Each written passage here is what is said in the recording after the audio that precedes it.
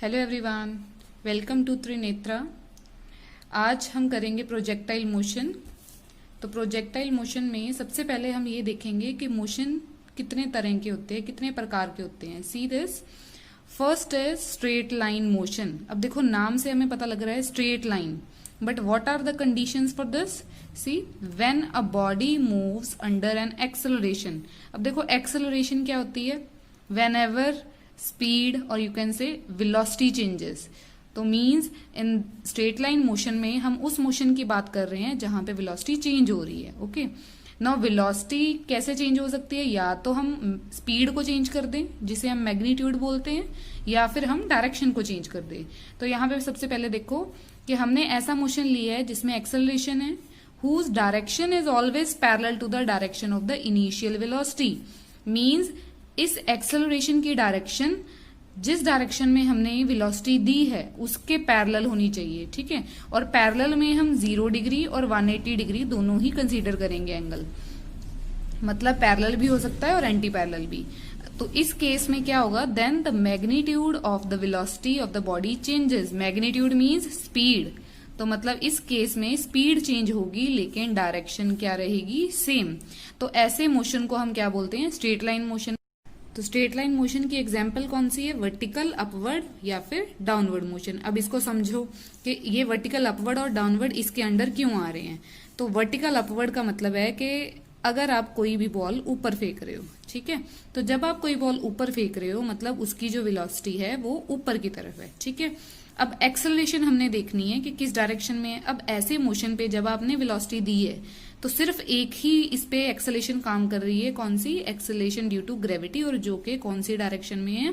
Downward में। तो हमने तो पहले ही बोल दिया था कि पैरेलल के केस में हमने 0 भी लेना है और 180 भी लेना है। तो ये एक कंडीशन को फुलफिल कर गया, ये 180 वाला केस है। अब हमने ये यहाँ पे वेरीफाई करना है कि ये जो आगे जो चीज बोली है कि मैग्नीट्यूड चेंज होगा लेकिन डायरेक्शन सेम रहेगी, ये यहाँ पे एप्लीकेबल है या नहीं। तो देखो, अगर ये ऊपर जा रहा है तो सिर्फ ऊपर ही जा रहा है, चेंज तो नहीं कर रहा ना डायरेक्शन अपनी, मीन्स डायरेक्शन रहेगी सेम। लेकिन जैसे जैसे ये ऊपर जा रहा है तो हो क्या रहा है? स्पीड इसकी कॉन्टिन्यूसली कम हो रही है। तो मतलब मैग्नीट्यूड कम हो रहा है। मीन्स एक्चुअली ये जो चीजें दी हैं ये इस मोशन में एप्लीकेबल है। तो this is the example of straight line motion.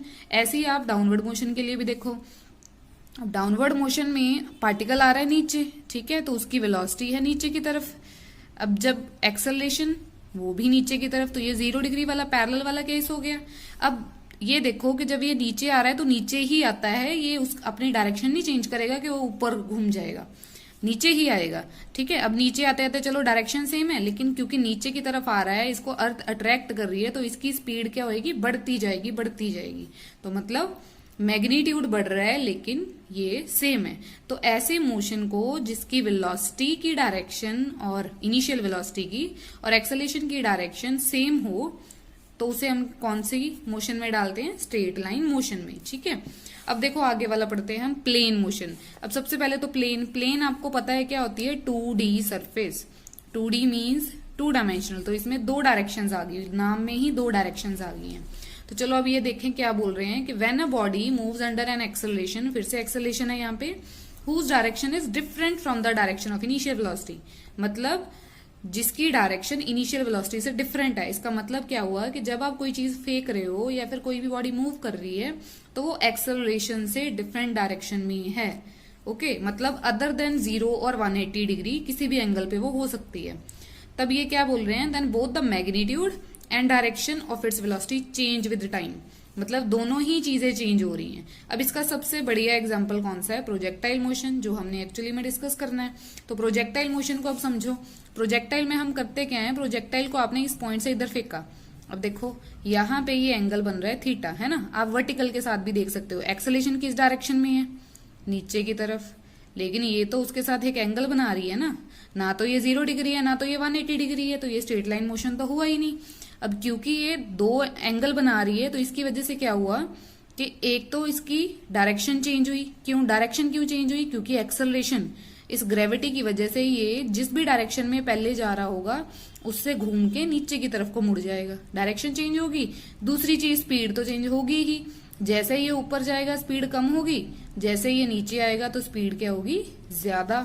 तो दोनों ही चीजें आ गई हैं, मैग्नीट्यूड भी चेंज हो रहा है, डायरेक्शन भी चेंज हो रहा है। ठीक है, तो अब इस बेसिस पे हम क्या बोल सकते हैं कि प्लेन मोशन में दो तरह के सिंपल मोशन है, एक तो हॉरिजॉन्टल भी है और वर्टिकल भी है। मतलब वो हॉरिजॉन्टली डिस्टेंस भी ट्रेवल कर रहा है और वर्टिकली डिस्टेंस भी ट्रेवल कर रहा है। ठीक है जी। अब देखो, अब हमने ये प्रूव करना है कि ये दोनों मोशन एक दूसरे से इंडिपेंडेंट क्यों हैं। अब इसके लिए हम वेक्टर्स यूज करेंगे। तो ये हमारी बॉल है एक पॉइंट पे, पी पॉइंट ले लो इसको, हमने इसको इस डायरेक्शन में वेलोसिटी दी है।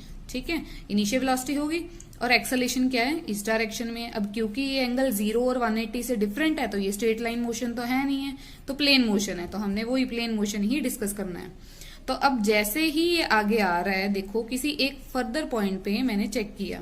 अब इस पॉइंट पे अगर मैंने वेलोसिटी देखनी है तो आपको पता होगा कि जब भी कोई बॉडी कर्व पाथ पे जा रही है तो किसी भी इंस्टेंट पे, किसी भी टाइम पे अगर आपने वेलोसिटी की डायरेक्शन निकालनी है तो आप कैसे निकालते हो, टेंजेंट ड्रॉ करके। तो मैंने भी वही किया, इस पॉइंट पे टेंजेंट ड्रॉ कर दिया, तो ये आ गई सेकेंड वेलोसिटी। अब लेकिन एक्सेलेरेशन ड्यू टू ग्रेविटी तो हमेशा नीचे ही है, तो यहाँ भी ये ना तो 0 है और ना ही 180 है, तो यहाँ भी ये प्लेन मोशन ही कंटिन्यू कर रही है। अब हमने एक्चुअली में प्रूव करना है कि इसका जो हॉरिजॉन्टल मोशन है और जो वर्टिकल मोशन है दोनों आपस में इंडिपेंडेंट हैं। अब देखो, सबसे बेस्ट सिंपल तरीका इसको समझने का यही है कि ये जो हमारी एक्सेलरेशन है ये वर्टिकली डाउनवर्ड है ना, तो मतलब एक्सेलरेशन मतलब क्या होता है कि चेंज इन वेलोसिटी।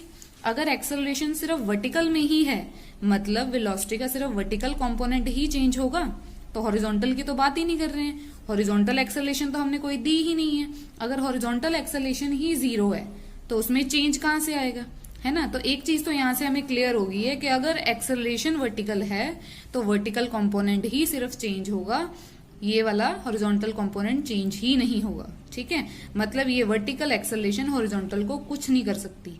तो इंडिपेंडेंस हमने यहीं से कर दिया प्रूफ। अब अगर आप वेक्टर्स के फॉर्म में बोलो तो देखो, ये इसको ऐसे करना है, एक वेक्टर ये इसके पैरेलल ड्रॉ कर लो, ये हो गया इनिशियल वेलोसिटी। अब हमने अगर इसको फाइनल वेलोसिटी मानना है क्यू को, तो यहाँ पे ये वेक्टर है तो बिल्कुल इसके पैरेलल एक वेक्टर ड्रॉ कर लो, ये क्या आ गई हमारी फाइनल वेलोसिटी। अब इस ट्राइंगल को पूरा करो और देखो रिजल्टेंट किस डायरेक्शन में आ रहा है। देखो रिजल्टेंट कौन सी डायरेक्शन में, बिल्कुल डाउनवर्ड में। तो अब ट्राइंगल लॉ आप लगा सकते हो। देखो ट्राइंगल लॉ क्या कहता है कि whenever 2 sides are in same order, तो जो थर्ड साइड होगी लेकिन ऑपोजिट ऑर्डर में, वो क्या देगी, रिजल्टेंट।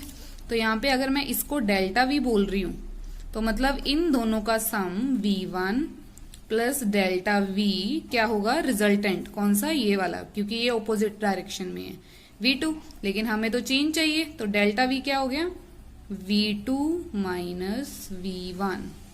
ठीक है, तो यही मैंने यहाँ पे लिखा है। तो डेल्टा वी आ गया हमारा V2 माइनस V1। चलो ये तो यहाँ से हम मैग्नीट्यूड निकाल सकते हैं, लेकिन डायरेक्शन पे ध्यान दो, डायरेक्शन आई है डाउनवर्ड की तरफ। अगर आप नीचे की तरफ कोई चीज फेंक रहे हो, उसमें हॉरिजॉन्टल आपने वेलोसिटी नहीं दी जैसे हमने यहाँ दी है, सिर्फ वर्टिकली ही फेंका है नीचे, तब भी तो रिजल्टेंट डाउनवर्ड ही है, और अब भी हमारा डाउनवर्ड है। मतलब इस हॉरिजॉन्टल वेलोसिटी ने ओवरऑल मोशन को तो अफेक्ट ही नहीं किया, एक्सेलरेशन ड्यू टू ग्रेविटी के काम को तो ये अफेक्ट कर ही नहीं रही है। ये जब नीचे की तरफ फेंक रहे हो तब भी एक्सेलरेशन उसको नीचे की तरफ ही लेके आ रही है, जब आप उसको हॉरिजॉन्टली फेंक रहे हो तब भी वो नीचे की तरफ ही लेके आ रही है। मतलब क्या है कि ये एक दूसरे के काम में इंटरफेयर नहीं कर रही हैं। दैट मीन्स हॉरिजॉन्टल और वर्टिकल मोशन दोनों ही एक दूसरे से इंडिपेंडेंट है। तो मतलब हमारा रिजल्ट क्या निकला, देखो, if we drop down a ball from a roof, drop down मतलब हमने सीधा फेंक दिया, and at same time throw another ball in a horizontal direction, मतलब हमने ऐसे फेंक दी, then both the balls will strike the earth simultaneously at different places. अब देखो हमने पहले ही बोल दिया कि जब आप हॉरिजॉन्टल वेलोसिटी दे रहे हो तब भी ग्रेविटी ने उतना ही काम करना है, जब वर्टिकल दे रहे हो तब भी उतना ही काम करना है। मतलब कि चाहे ये हॉरिजॉन्टल डिस्टेंस जितना मर्जी कवर करे, लेकिन क्योंकि एक्सेलरेशन ड्यू टू ग्रेविटी लग ही रही है, हाइट तो सेम ही कवर कर रहा है, वर्टिकल डिस्टेंस तो सेम ही कवर कर रहे हैं दोनों, क्योंकि आपने सेम स्पॉट से ही इनको फेंका है। ठीक है, तो ग्रेविटी सेम है, हाइट भी सेम है, तो अल्टीमेटली ये दोनों एक ही टाइम पे नीचे आएंगे। ठीक है, प्लेस डिफरेंट होगा। देखो प्लेस तो आपको यहीं से पता लग रहा है कि अगर आप सेम स्पॉट से फेंक रहे हो तो ये बिल्कुल वर्टिकली नीचे आ जाएगी, लेकिन ये थोड़ा हॉरिजॉन्टल डिस्टेंस कवर करके आएगी, तो प्लेस डिफरेंट होगी लेकिन टाइम होगा सेम, तो इसे बोलते हैं हम इंडिपेंडेंस। तो अब नेक्स्ट हमारा, अगर हमने प्रोजेक्टाइल मोशन कंटिन्यू करना है तो हमें उसके लिए कुछ अजम्पशंस लेनी होगी। अब देखो हम अजम्पशंस लेते ही क्यों है, क्यों, जरूरत क्या है हमें अजम्पशंस के लिए? अजम्पशंस हम लेते हैं जब हमें जरूरत हो आइडियल केस की, मतलब कि हमें चाहिए सिंपल कैलकुलेशंस और जो परफेक्ट हो, और सिंपल मेनली परफेक्ट के लिए ही पॉसिबल है, और वो परफेक्ट हमें पता है रियलिटी में पॉसिबल नहीं है। तो हम कौन सा मेथड अपनाते हैं कि सिंपल टू कॉम्प्लेक्स जाते हैं, मतलब पहले हम सिंपल फिनोमेना, सिंपल सिस्टम लेंगे जिसके लिए निकाल लेंगे जो भी हमने निकालना है, फिर उसके अंदर कंडीशंस डालते जाएंगे कि अगर ये हुआ तो क्या हो जाएगा, ये हुआ तो क्या हो जाएगा। ठीक है, तो अजम्पशंस लेने का हमारा सिंपल मोटिव ये है कि सिंपलेस्ट तरीके से हम उसको सॉल्व कर सके। ठीक है, तो देखो सबसे पहली कौन सी है, air resistance absent. Air resistance का मतलब क्या है कि जब जहां भी एयर प्रेजेंट होगी, अब वो मूव तो करेगी, वेलोसिटी तो होगी, अगर उसकी खुद की वेलोसिटी हुई तो वो प्रोजेक्टाइल की वेलोसिटी को या तो बढ़ा देगी या कम कर देगी, है ना। तो मतलब फर्क तो ला रही है ना वो प्रोजेक्टाइल मोशन में। तो उस इफेक्ट को खत्म करने के लिए हमने क्या कर दिया कि इसको एब्सेंट मान लिया। अब नेक्स्ट देखो, effect of curvature of earth surface is negligible. अब कर्वेचर क्या होता है कि अर्थ कितनी कर्व है, अब वहां तक पहुंचने के लिए तो हमें बहुत ज्यादा वेलोसिटी से फेंकनी पड़ेगी चीज। अब अगर आप सिर्फ अर्थ की बात कर रहे हो लो डिस्टेंस पे ही, तो हमें क्या जरूरत है इस कर्वेचर की, है ना। तो जब ज्यादा हाई चले जाएंगे तब हम इसको डाल लेंगे, तो अभी के लिए हम इसको भी निगलेक्ट कर रहे हैं। थर्ड देखो, effect of earth's rotation is ignored. अब रोटेशन भी तो हो रही है, उस रोटेशन से हमारे ऊपर भी तो फर्क हो सकता है, लेकिन नहीं, हम नहीं लेते। क्यों नहीं लेते? क्योंकि वो इफेक्ट ही नेग्लेक्टेड होता है। अब देखो अगर अर्थ रोटेट हो रही है तो साथ में हम भी तो रोटेट ही हो रहे हैं, है ना। तो उसका ट्रेवलिंग बॉडी पे बहुत ही कम फर्क होगा क्योंकि उसकी स्पीड भी कम होती है। ठीक है, हम कौन सा बहुत ज्यादा जेट की स्पीड से, जेट प्लेन की स्पीड से फेंकने वाले हैं चीज को, जो उस हिसाब से हम इसको अभी इग्नोर कर रहे हैं। तो लास्ट हमारा आ गया, acceleration due to gravity remain same up to the height reached by the projectile. तो ये भी हमारी अजम्पशन है। तो देखो हमें लगता है कि एक्सेलेरेशन ड्यू टू ग्रेविटी है 9.8 और ये फिक्स्ड है, ठीक है, लेकिन एक्चुअली में ये फिक्स्ड नहीं है। क्यों फिक्स्ड नहीं है? क्योंकि एक्सेलेरेशन ड्यू टू ग्रेविटी हमारी हाइट पे भी डिपेंड करती है, ठीक है, क्योंकि अर्थ रोटेट कर रही है उस पे भी डिपेंड करती है। तो बहुत सारे फैक्टर हैं ऐसे जो इसको अफेक्ट करते हैं, ठीक है। तो अब ये अलग बात है कि क्योंकि अगर हम इस यहाँ पे प्रोजेक्टाइल सिंपली अर्थ वाले प्रोजेक्टाइल की बात कर रहे हैं, मतलब हमने फेंका, थोड़ी सी ऊंचाई पे गया और नीचे आया, है ना, तो उतनी हाइट पे ग्रेविटी ज्यादा अमाउंट में चेंज नहीं हो सकती क्योंकि उसके लिए हमें बहुत ज्यादा डिफरेंस चाहिए हाइट का, तब acceleration due to gravity change होगी। तो इसलिए हमने क्या मान लिया कि ये सेम है, ठीक है, जितनी भी हाइट हम कंसीडर करेंगे। ठीक है जी, तो ये हमारी होगी अजम्पशंस। अब नेक्स्ट जो इसका डेरिवेशन वाला पार्ट है वो मैं आपको नेक्स्ट वीडियो में मिल जाएगा, तो आप नेक्स्ट वीडियो को उसको कंटिन्यू करना, उससे आपको और बहुत अच्छे से समझ आएगा। और अगर आपको ये वीडियो पसंद आया हो तो इसको लाइक कीजिए, चैनल को सब्सक्राइब कीजिए। अगर आपको नोटिफिकेशन चाहिए हर वीडियो के लिए तो बेल आइकन को प्रेस कीजिए